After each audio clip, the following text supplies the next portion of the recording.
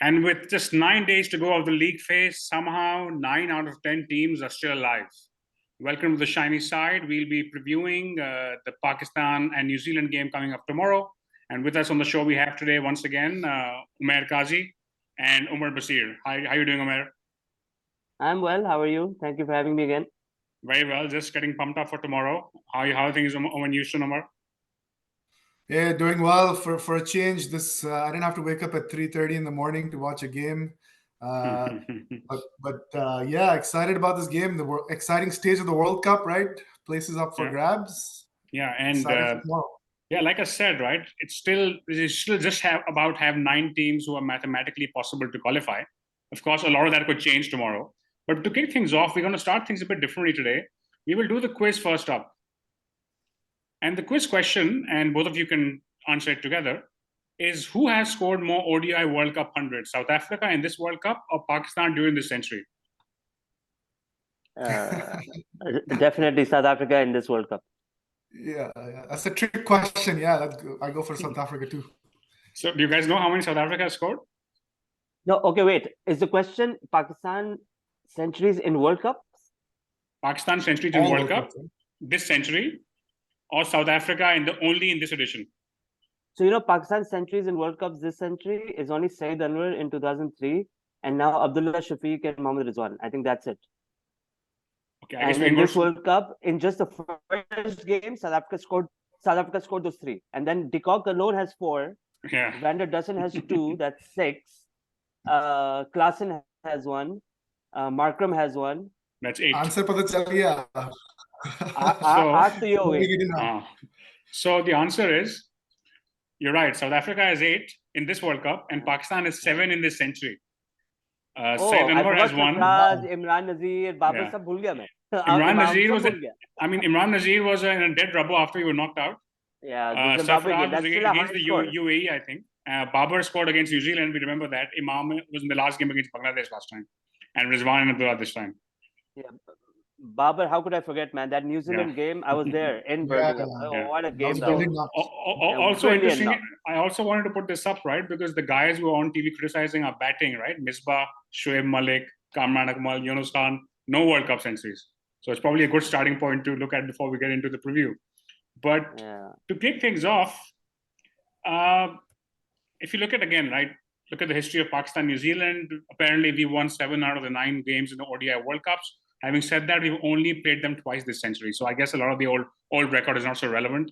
They beat us in that 2011 game where Ross Taylor was dropped by Kamran Akmal.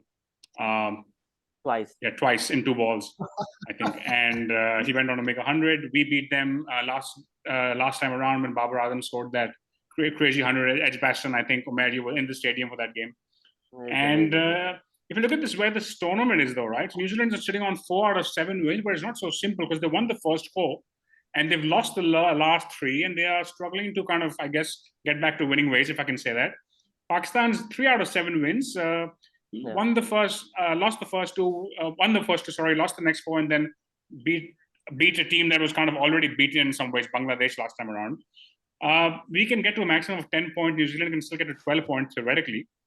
I think what's super interesting is tomorrow, if New Zealand beat Pakistan and Australia beat England, 4 more teams will be eliminated immediately. So I think it'll eliminate Pakistan, it'll eliminate England. It'll also take out Sri Lanka. It'll also take out, I think, Netherlands, who are still just about in it, right? So Netherlands playing today, of course, but so I think from the tournament's point of view, I think it'll be super if Pakistan and England can win tomorrow, regardless of who you support. But if you look at the context, if you look at it, look at the stats for the stadium, Chinnaswamy. So Bangalore just had 2 games in this World Cup. It's hard to take much out of those because we played Australia there, and we know what happened there. The other game was England Sri Lanka, where Sri Lanka were bowled out for England bowled out for 150 odd. And other than that, there have only been 2 games ODIs in the last 3 years. So any thoughts on the venue, guys? Omer, you want to go first?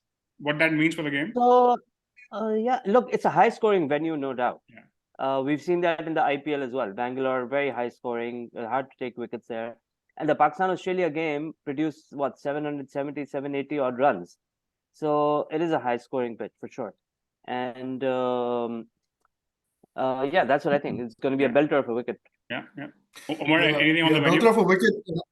Yeah, so I think even going further back into history, right? I don't think there's any trends to batting first or better chances batting second. Yeah. But we all agree it's a belter, small boundaries, flat wicket. So I think from a toss perspective, it's about looking at your own strengths while keeping into account the opposition's weaknesses. Yeah, makes sense. Yeah.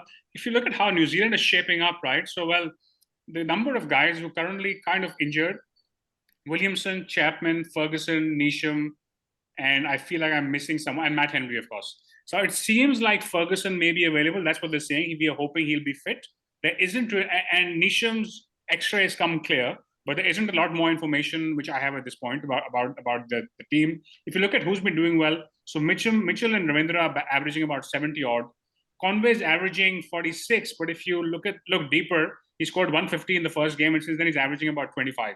So I guess Mitchell and Ravindra are the two guys who are holding it together. Umair, what's your take on their batting?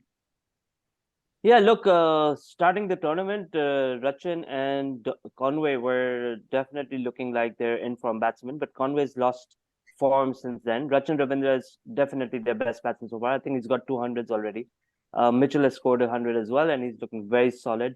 Glenn Phillips has 2 good innings down the order, one in a losing cause and the other one a good knock. So, look, I think New Zealand's weakness is probably Latham in the middle, Tom Latham, but the top 4 look pretty solid. If Conway can come back into form, so it's a solid batting lineup, and I think they prefer chasing rather than setting up totals. They have a decent bowling attack as well. So I think, and given Bangalore and what they did against Australia a few games ago, I think New Zealand would be looking to chase. They'll rely on their batting to chase down totals. I guess, Omer, before we get into it, I guess New Zealand also, they're probably the kind of team you can say who don't rely on a single batsman, especially with no Williamson around. In fact, it's a credit to them that they've survived so well without their key player. So how do you look at the batting, Omer? Yeah, absolutely. I mean, that's their key to success is it's all team effort, and Rachin, going back to him, he's been a revelation. He was batting at number 7, number 8, 6 months ago, 3 months ago, and all of a sudden the guy gets promoted because Kane isn't around and he's been their superstar. So credit to him, but yeah, it's a team effort. So I think they look fairly balanced. I think Ferguson coming back would be a huge boost because with Matt Henry being out as well, I think they may struggle.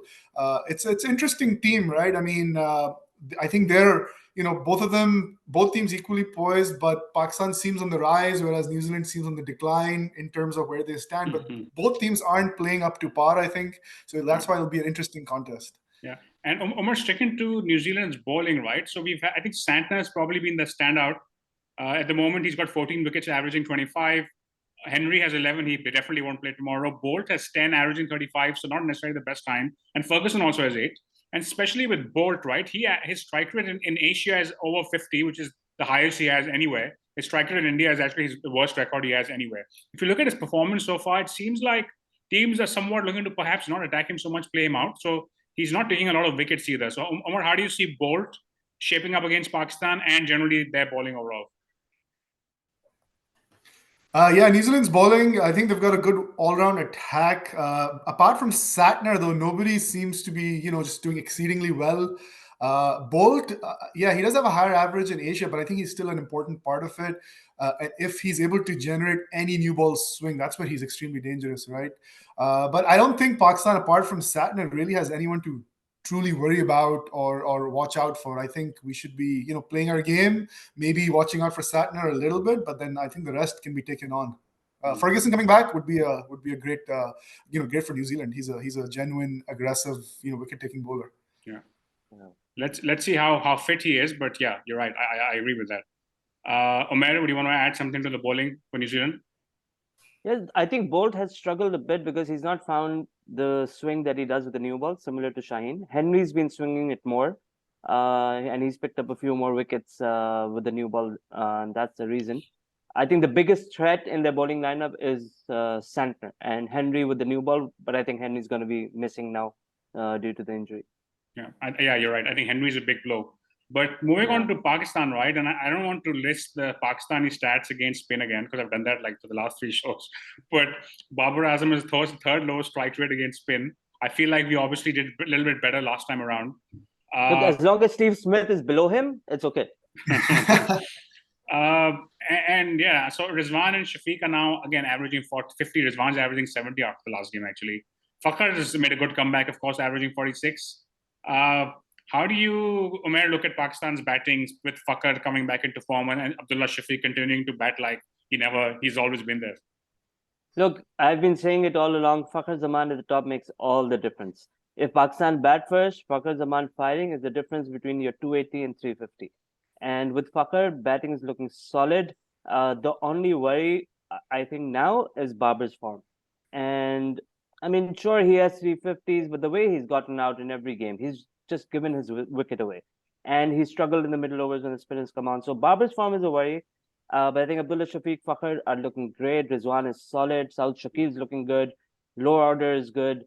Agha didn't get to bat, but he might having Iftikhar and Agha there at 6 and 7. I think the batting is looking good. Yeah. And if Babar fires, then it can be even better. Yeah. Omer, how are you seeing the batting? I think Babar's going to fire tomorrow, and I say that based on Fakhar being on the other end, right? Whether Fakhar gives us a good start and gets out, or whether he's playing on the other end, I think we've seen Babar being extremely successful in those type of scenarios, right? Where he can play his game, and he's not worried about either sticking around or upping the ante that much. He can play freely. So I think a Babar who's not feeling the pressure is an amazing batsman, right? Probably up number one. So I expect to see him come back. And like you said, the entire batting has been firing. So that's really the strength of this team. Yeah. And I have to talk about what I probably think is my favorite performance of the last week, which is Mohammad Wasim, reverse swinging towards the end, right? Like, I think look at Pakistan's bowling. Obviously, Shaheen's got his act together, but Mohammad Wasim doing that towards the end, that's completely changed the way I'm looking at the pace attack right now. Omer, how do you see the pace attack after the last game? Yeah, absolutely. I think the revelation has been, I think the three of us spoke about previously, right, is when do I utilize my bowlers and utilizing them to their strengths. So Ifti coming in at the beginning along with Shaheen, I think that's been great, keeping Haris for the latter stages. And then, of course, like you said, Wasim coming in and just hitting it hard, reverse swinging for anybody from our generation. I mean, we just those are just amazing memories, right?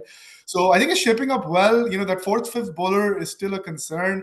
But I think if we play it right and give ourselves 2-3 options there, we should be okay. But I think Omer called out Ifti opening the bowling right for a while, and it's happened. It's going well. So Shaheen really doing well. I think that's the key, and not maybe so much swinging it, but just being aware of the pitch conditions and bowling to those. Yeah. So Omer and I spoke about this in the last show we did, right? Where the most fascinating thing with Shaheen's first over wicket was it wasn't the typical pitched up swinging ball. He actually set the batsman up short of a length because he knows the ball is not doing much. But it seems like he's finally made the adjustments he needed, and he's been making them all along, to be honest. But this time he got it right from ball one. So Omer, how do you see Shaheen developing and the batting, bowling overall now with after the last game?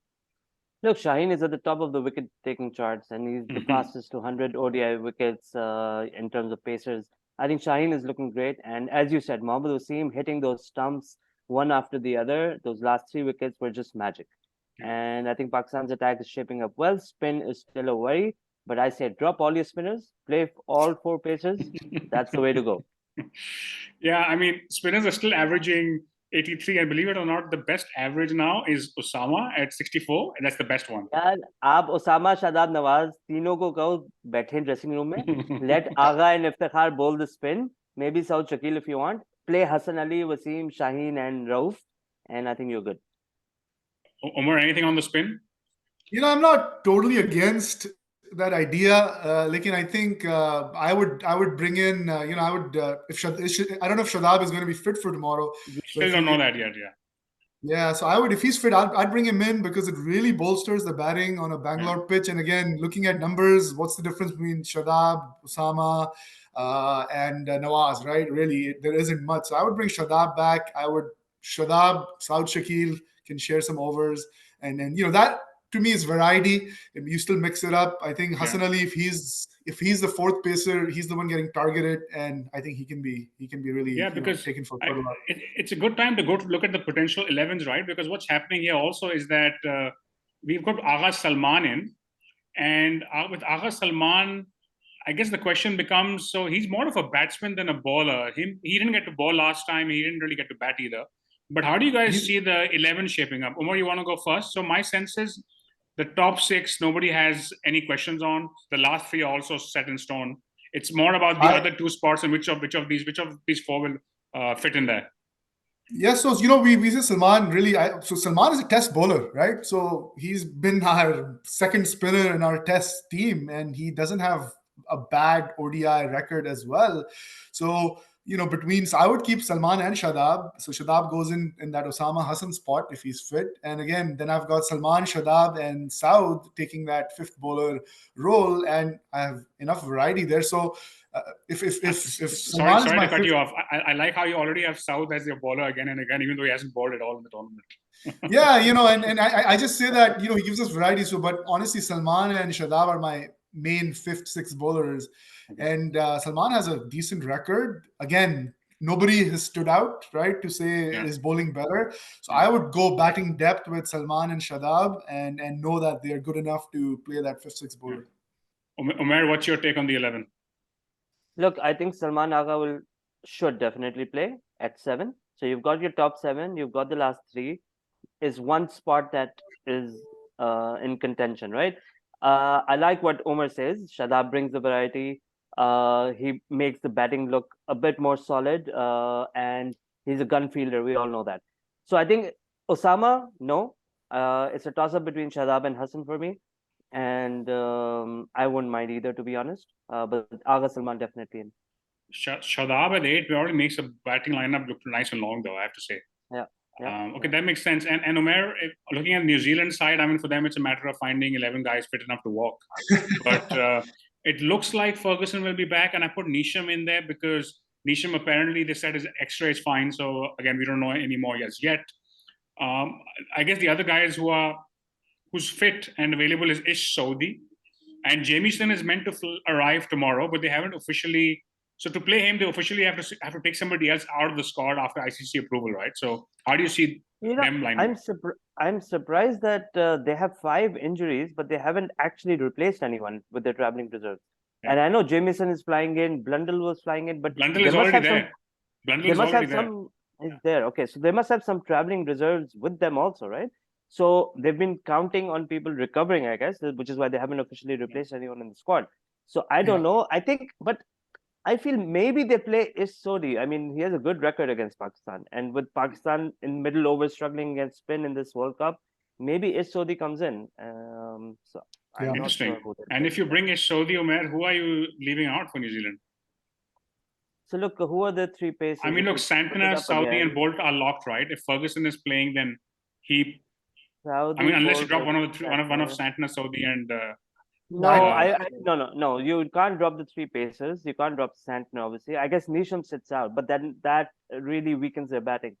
It'll be tough. Yeah, it's a tough call. I'd drop Saudi. I mean, I think you shared Bolt's statistics, and I don't have Saudi's offhand, but he's not the same Saudi that used to be the bowler. So I would play a wrist spinner. Yeah, I mean, Saudi has barely been in the first 11 ODIs recently, right? Even in the last World Cup, he just played because Henry was injured, right? Yeah, correct, even in the last World Cup, if you remember, he wasn't in the first 11. In the final, he took a catch as a substitute. So he's for a while he's now to be outside the first 11. Matt Henry and Bolt and Ferguson get first dibs on that. So to Umair's point on the traveling reserve, so they sent one of their guys back to play domestic cricket, which is not a bad idea. So they're in form, except it takes so long to get back. Who did they send back? Jamieson. I think it's Jamieson. Yeah, so he's coming fresh. The one who's coming back. Yeah. Okay. Yeah. Otherwise, if he's not there by tomorrow, apparently Luke Ronchi is warming up to be a sub fielder because they don't have anybody to even come in temporarily. So Jamieson was meant to arrive Thursday night, so he may already be there. But I guess, like we said, they can't actually play them until they submit an approval to the ICC that one of the guys is injured and out of the tournament. So they have to make a call. I guess Henry for them, I think, is the biggest draw out of all of these guys. So I think if they probably don't want to get him out too soon. So they're probably favoring that situation out, right? Who do they take out? But it's a fascinating situation at this point. And before we, I guess, move on to stuff like what should happen once we do the toss and stuff, I think there are a lot of questions people have about what we need to do to qualify, right? So I'll just put that up on the screen for a second. And I'll also post this on our socials. So the only way we qualify without needing NRR is if Pakistan beats New Zealand and England. And either New Zealand loses to Sri Lanka or Australia loses its 3 games versus England, Afghanistan, and Bangladesh. And to qualify with NRR, now again, a lot needs to happen, right? But if we win our 2 games, New Zealand beats Sri Lanka, what I do know is that the rough calculation for Pakistan to end up with the same run rate as New Zealand is either beating them by 85 runs or chase a target in about 36 overs. Now, the exact number varies a little bit based on what the first innings targeted, but this is a kind of a rough benchmark of what we need to do. These are margins which I don't really see us beating New Zealand with, to be honest, even if Pakistan wins, but that's what needs to happen for that. So I guess moving on to back to tomorrow's game, right? So we've done the likely 11s. Omer, if we win the toss, and in fact, if both teams win the toss, what do you think they should do? So my opinion with Pakistan doesn't change, especially being a high-scoring pitch. Given our super strength in batting, everyone's in form. We should bowl first. Restrict anything. I think under 320 is very easily chaseable. Over that, it sort of becomes, I think 320 is par. So I would bowl first as a Pakistani. From New Zealand's perspective, I think Umair mentioned earlier, they're good chasers as well. But I would field first to do that and also put Pakistan under pressure by putting them in. I mean, New Zealand would also be maybe a bit scarred by the insistence on chasing after the last game. So I don't know if they try to overcompensate tomorrow. But Omer, what's your take on the toss? Look, I keep saying I want Pakistan to bat first, put up a total, and defend it. I mean, that I feel that's us giving ourselves the best chance. I agree this is a better chasing side. Babar, Rizwan are very good at chasing, especially if Fakhr fires at the top. And I know where Omer is coming from. But I would still be more comfortable if we bat first and put a huge total on the board. Yeah, I think I like the fact that you two have different answers purely because I think given the opponent and the state and the ground we're playing at, I don't think there's an obvious clear answer either, by the way. Yeah. So it's about how you think is the best shot at winning the game. And I think in this World Cup, if you take out the Sri Lanka-Pakistan game, no one has chased anything over 285. So sure, teams have scored big, like New Zealand scored 360 trying to win, 380 trying to win a game, but no one has successfully chased anything above 285 still. Only Pakistan against Sri Lanka, That's the only team. So let's see how that develops. Who are you looking as Omer as Pakistan's key players for tomorrow? Who are you hoping shows up?